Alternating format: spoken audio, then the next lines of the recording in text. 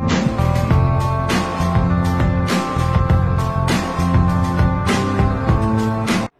Friends, welcome to my YouTube channel. So మొదటిసారిగా నా ఛానల్ని విజిట్ చేసినట్లయితే ఖచ్చితంగా ఈ వీడియోని లైక్ చేసి మీ ఫ్రెండ్స్ అండ్ ఫ్యామిలీకి షేర్ చేయండి. అలాగే మన ఛానల్ని మాత్రం తప్పకుండా సబ్స్క్రైబ్ చేసుకోండి మరిన్ని latest and genuine job informations కోసం.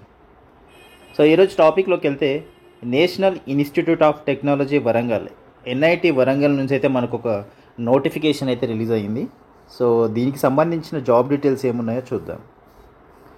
సో ఇక్కడ డేట్ ఆఫ్ పబ్లికేషన్ చూసుకున్నట్లయితే November 29th అయితే రిలీజ్ చేశారు ఇది నోటిఫికేషన్. సో అప్లికేషన్ ఓపెనింగ్ వచ్చేసి ఆన్లైన్లోనే అప్లై చేసుకోవాలి. November 13th నుంచి అయితే స్టార్ట్ అవుతుంది. అలాగే క్లోజింగ్ డేట్ వచ్చేసి లాస్ట్ డేట్ వచ్చేసి January 7th వరకు అయితే ఉంది. సో ఆ లోపు మీరైతే ఎప్పుడైనా అప్లై చేసుకోవచ్చు. డిసెంబర్ మంత్లో మొత్తం మీరైతే అప్లై చేసుకోవడానికి ఛాన్స్ ఉంది. సో ఇక్కడ చూసుకున్నట్లయితే డైరెక్ట్ రిక్రూట్మెంట్ ఒకటి ఉంది, డెప్యుటేషన్ అంటే including short term contract basis అనమాట. సో 2 పోస్టులు అయితే ఉన్నాయి, పర్మనెంట్ పోస్టులు ఉన్నాయి, అలాగే కాంట్రాక్ట్ బేసిస్ కూడా ఉన్నాయి. సో అవి ఏంటి అనేది చెక్ చేద్దాం ఇప్పుడైతే. సో ఇక్కడ పోస్ట్ ఇచ్చారు గ్రూప్ ఏ పోస్ట్ అని. సో గ్రూప్ ఏ పోస్టులు అంటే ఇవన్నీ ఆఫీసర్ స్థాయి పోస్టులు. సో వీటి గురించి అయితే పెద్ద ఎక్స్ప్లెయిన్ చేయను. Principal scientific and technical officer అది వచ్చేసి ఇవన్నీ 1 నుంచి 5 వరకు అన్నీ కూడా గ్రూప్ ఏ పోస్టులు. సో అవైతే ఒకసారి మీరైతే చెక్ చేసుకోండి. సో ఇక్కడ చూసుకున్నట్టయితే గ్రూప్ బి పోస్టులు ఇవి కూడా మనకు గ్రూప్ బి పోస్టులు కూడా ఆఫీసర్ లెవెల్లోనే ఉంటాయి. 6th నుంచి 10th వరకు గ్రూప్ బి పోస్టులు ఉన్నాయి. సో ఆల్మోస్ట్ ఇవి కూడా ఆఫీసర్ పోస్టులే ఉంటాయి. సో ఇవి కూడా పెద్దగా ఎక్స్ప్లెయిన్ చేయాల్సిన అవసరం లేదు, ఒకసారి అయితే మీరైతే చెక్ చేసుకోండి. సో మనకు కావాల్సింది ఏంటంటే గ్రూప్ సి పోస్టులు. సో గ్రూప్ సి పోస్టులు వచ్చేసి 11th నుంచి 14th వరకు సీనియర్ అసిస్టెంట్ డైరెక్ట్ రిక్రూట్మెంట్, అలాగే junior assistant direct recruitment, office attendant direct recruitment, lab attendant direct recruitment. So ఇవన్నీ కూడా డైరెక్ట్ రిక్రూట్మెంట్ ఉన్నాయి. సో సీనియర్ అసిస్టెంట్ వచ్చేసి 8 vacancies, junior assistant 5 vacancies, office attendant 10 vacancies, lab attendant 13 vacancies. So మంచి vacancies అయితే ఉన్నాయి. ఇవన్నీ కూడా డైరెక్ట్ రిక్రూట్మెంట్ కిందనే ఉన్నాయి. సో దీనికి సంబంధించిన జాబ్ డీటెయిల్స్లోకి అయితే వెళ్దాం. సో ఇక్కడ చూసుకున్నట్టయితే ప్రిన్సిపల్ సైంటిఫిక్ టెక్నికల్ ఆఫీసర్ దీనికి సంబంధించిన జాబ్ డీటెయిల్స్ అన్నీ ఇచ్చారు. సో నేనైతే ఇవన్నీ చెప్పలేను మీకు, ఎందుకంటే వీడియో చాలా లెంత్ అవుతుంది కాబట్టి. సో మనకు కావాల్సినవి అయితే చెక్ చేద్దాం. సో మనకు కావాల్సింది ఏంటి అంటే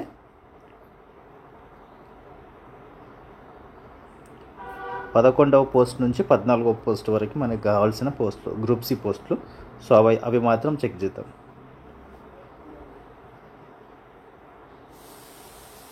సో ఇక్కడ 11వ పోస్ట్ వచ్చేసి సీనియర్ అసిస్టెంట్. దీనికి చూసుకున్నట్లయితే మినిమం పే 25,500 నుంచి అయితే ఉంటుంది. Level 4 of the 7th central pay matrix plus DA plus allowances అన్నీ కలుపుకొని మీకు అయితే నియర్లీ 45,000 అరౌండ్ 40,000-45,000 అయితే మీకు ఈజీగా శాలరీ అనేది వస్తుంది. సో దీంట్లో వేకెన్సీస్ వచ్చేసి 5 వేకెన్సీస్ అయితే ఉన్నాయి. అన్రిజర్వ్డ్కి 2, ఓబీసీకి 1, అన్రిజర్వ్డ్లీ 5 అన్రిజర్వ్డ్లో ఉన్నాయి, 2 ఓబీసీ 1 SC. సో ఓవరాల్గా 8 వేకెన్సీస్ అయితే ఉన్నాయి. అలాగే 1 ఎక్స్ సర్వీస్ మెన్ కూడా ఉంది. ఇది వచ్చేసి డైరెక్ట్ రిక్రూట్మెంట్. ఏజ్ లిమిట్ వచ్చేసి 33 years అయితే ఉండాలి మీకు. ఎడ్యుకేషనల్ క్వాలిఫికేషన్ వచ్చేసి ఇంటర్మీడియట్ సీనియర్ సెకండరీ 10+2 ఇంటర్మీడియట్ ఉంటే సరిపోతుంది. దీనికి మినిమం టైపింగ్ స్పీడ్ కూడా చూస్తారు. 35 words per minute ఇన్ ఇంగ్లీష్లో అయితే ఉండాలి. Computer word processing and spreadsheet అని. సో డిజైరబుల్ అని ఇచ్చారు ఇక్కడ. Proficiency in other computer skills, stenography skills, bachelor degree. So ఇవన్నీ ఉంటే ఇంకా యాడెడ్ అడ్వాంటేజ్ అని చెప్తున్నారు. మీకు కంప్యూటర్ స్కిల్స్ ఉండాలి, అలాగే స్టెనోగ్రఫీ స్కిల్స్, బ్యాచిలర్స్ డిగ్రీ కూడా ఉంటే యాడెడ్ అడ్వాంటేజ్ అని చెప్తున్నారు. So tentative method of selection వచ్చేసి విల్ బి నోటిఫైడ్ సపరేట్లీ. ఇదైతే తర్వాత సపరేట్ నోటిఫై చేస్తామని చెప్తున్నారు. సో అలాగే జూనియర్ అసిస్టెంట్కి సంబంధించిన జాబ్ డీటెయిల్స్లోకి వెళ్తే ఇది వచ్చేసి 21,700 మినిమం పే ఉంటుంది. సో అన్ని అలవెన్స్లు కలుపుకొని మీకైతే 40,000 వరకు అయితే శాలరీ వస్తుంది. వేకెన్సీస్ అయితే అన్రిజర్వ్డ్లో 2 ఉన్నాయి, ఓబీసీలో 2 ఉన్నాయి, ఈడబ్ల్యూఎస్లో 1 ఉంది. సో 2 వేకెన్సీస్ ఎక్స్ సర్వీస్మెన్కి ఉన్నాయి. డైరెక్ట్ రిక్రూట్మెంట్ ఇది కూడా.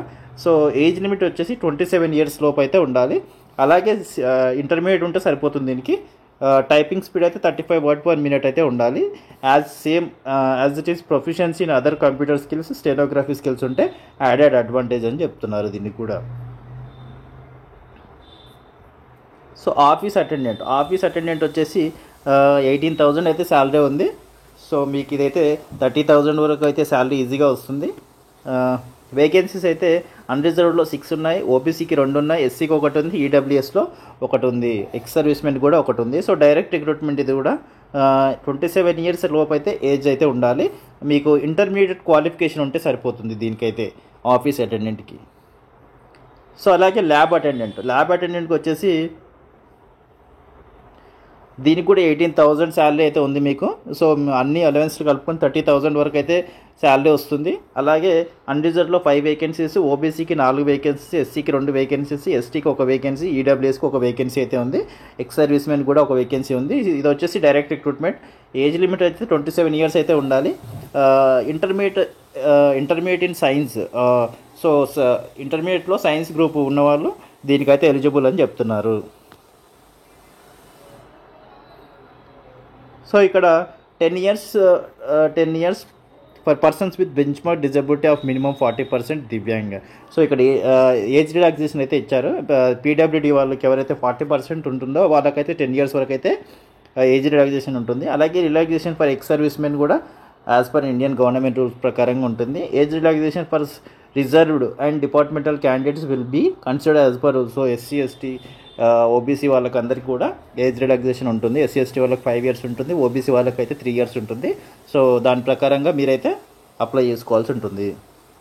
సో ఇక్కడ అప్లికేషన్ ఫీజు చూసుకున్నట్లయితే మీకు 1,000 రూపీస్ అయితే అన్రిజర్వ్డ్ ఓబీసీ ఈడబ్ల్యూఎస్ వాళ్ళకు గ్రూప్ ఏ పోస్టులు అంటే 1వ పోస్ట్ నుంచి 5వ పోస్ట్ వరకు 1,000 రూపాయలు అయితే ఎగ్జామ్ ఫీజు ఉంటుంది. అలాగే రిమైనింగ్ పోస్టులు అన్నిటికీ కూడా 500 రూపాయల ఎగ్జామ్ ఫీజు ఉంటుంది.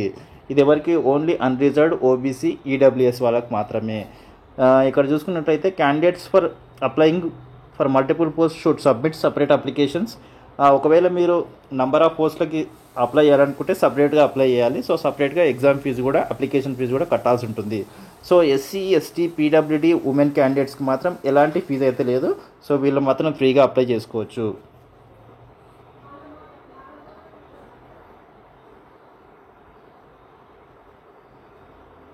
సో హౌ టు అప్లై అంటే ఇక్కడ మీకైతే ఆన్లైన్లోనే అప్లై చేసుకోవాలి.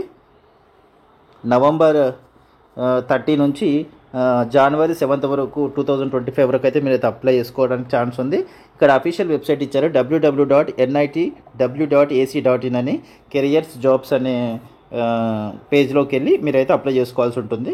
సో ఒకవేళ ఎవరైనా గవర్నమెంట్ సెక్టార్లో వర్క్ చేస్తున్న వాళ్ళు ఉంటే నో అబ్జెక్షన్ సర్టిఫికేట్ అయితే తీసుకోవాల్సి ఉంటుంది.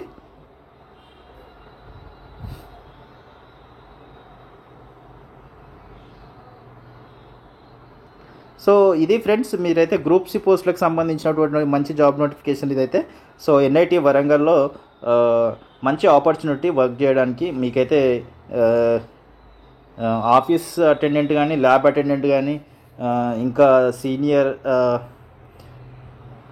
అసిస్టెంట్ కానీ, సో ఇలాంటి జాబ్స్ అయితే senior assistant and junior assistant, office attendant, lab attendant. So ఈ 4 జాబులు మాత్రం చాలా మంచి జాబ్స్ అని చెప్పుకోవచ్చు గ్రూప్ సి పోస్ట్లో. మిగతావి మాత్రం అవన్నీ ఆఫీసర్ లెవెల్ జాబ్స్లో ఉంటాయి. సో ఈ అవకాశాన్ని మాత్రం అస్సలు మిస్ చేసుకోకుండా అందరూ అప్లై చేసుకోండి. ఐ హోప్ ఇన్ఫర్మేషన్ మీకైతే ఖచ్చితంగా నచ్చే ఉంటుంది అనుకుంటున్నాను. ఒకవేళ నచ్చినట్లయితే వీడియోని లైక్ చేసి మన ఛానల్ మాత్రం తప్పకుండా సబ్స్క్రైబ్ చేసుకోండి. Thank you so much for watching this video.